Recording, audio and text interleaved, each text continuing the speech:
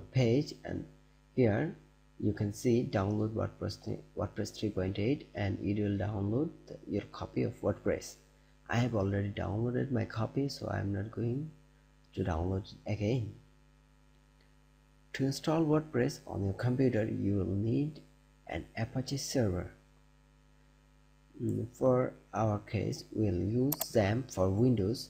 You can download the software from here on this link. Don't worry, the download link will be added on with the video, just below the video. Okay, you may use WAMP server.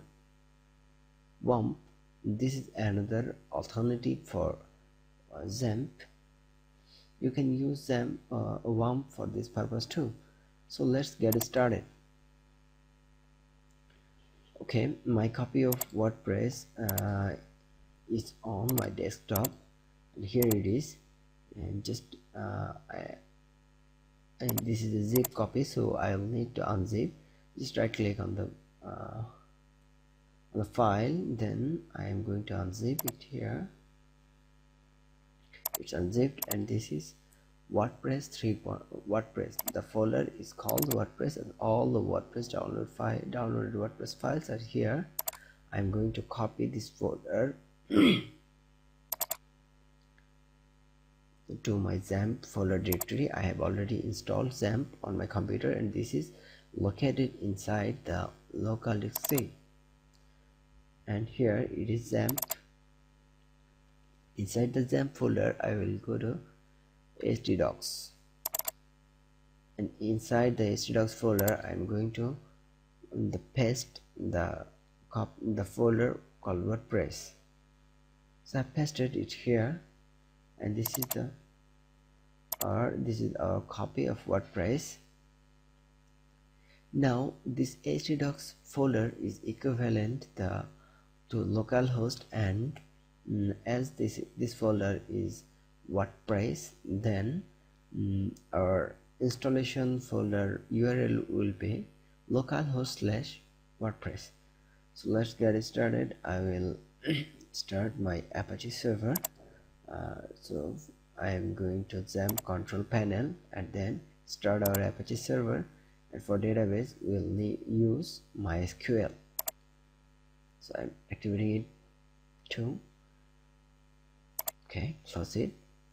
Now go to your browser and type localhost/WordPress, and it seems like that we need a WP config file, but we haven't created it yet, so we'll need to create the configuration file. And click on here, and it asks me that we'll need a database name, database username, database password, database host. As we haven't created this database, so we'll need to create one for this project. Okay, I'm going to localhost, and here you can see an option called phpMyAdmin. Click on here and go to localhost/phpMyAdmin. We'll create a database for this database.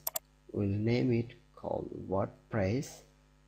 Our database WordPress has been created. Okay, we are set to go. Let's go. Our database name is WordPress. MySQL username. If you are using XAMPP, your default username is root, and your password is blank. Database host is localhost, as we are installing it on our machine. Table prefix, this will be the name of the table that will be created inside the WordPress table. This will be prefixed with the table. For example, if we have a table called posts, then the table name will be wp_posts. Let's submit. We're not going to change this, and let's submit. Okay, run the install. Site title, our site title is awesome WordPress site. Okay, our username, we are using the generic username admin, but never use it on your production site. We'll use a simple password 1 2 3 4 5 6 for this case, but never use this kind of password. This is very weak. And here I'm going to type my email address. Okay, as this is on a local machine, search engine cannot access our site actually, so we'll unmark this and install WordPress.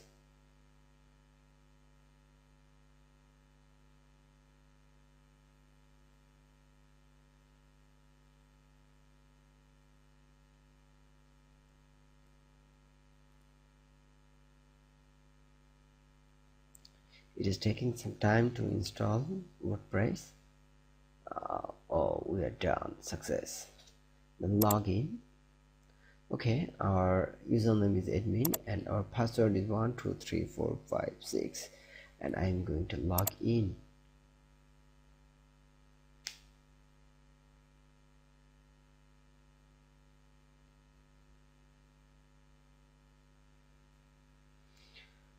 This is our copy of WordPress. If we are going to visit the site, click here, and this is our WordPress. This is the installed version of our WordPress. You can see it here. Oh great, we have installed WordPress successfully.